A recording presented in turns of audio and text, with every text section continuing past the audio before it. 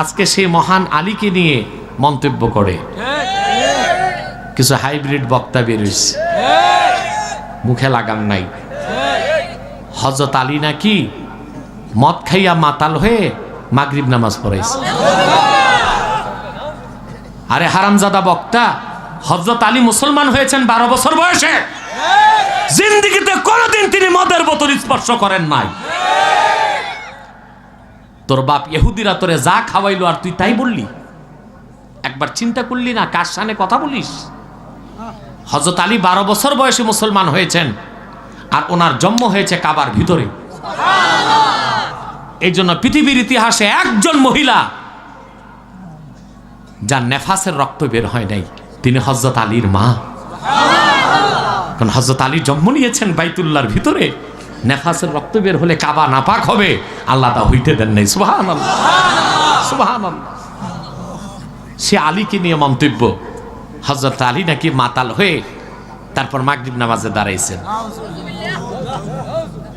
আমি তো বহু আগেই এই হাইব্রিড বক্তাগুলোরে কাফের ফতোয়া দিয়েছি। আলেম ওলামা তো আমার বিপক্ষে অনেকেই ছিল, এখন সব লাইনে চলে আসছে।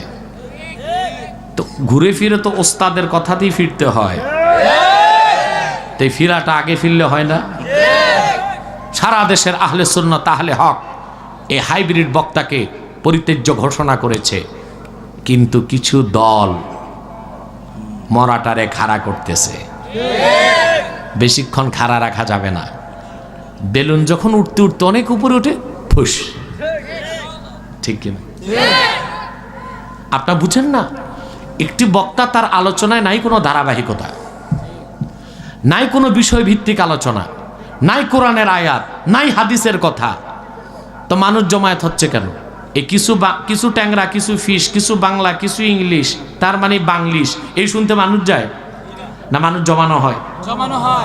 সারা জেলা থেকে, থানা থেকে দলীয় লোকগুলো এনে ভরে দেওয়া হয় মাঠঘাট, শোডাউন করা হয়। বাংলাদেশের মানুষ ভাত চাবায় খায়। বাংলাদেশের মানুষের আইওয়াস চলবে না। এদেশের মানুষ বিবেক সম্পন্ন মানুষ। আমি বলবো তোমাদেরকে, মরার দায় তোমরা নিও না, নতুবা নিজেদের মরতে হবে, ঠিক কিনা? হযরত খাদিজার শানে বেয়াদবি। কে মা খাদিজা তুমি জানো? মা খাদিজার শানে বলা হয় তিনি বুড়ি, কালো, 3 বারের তালাক্কা, ইনট্যাক্ট ছিল না।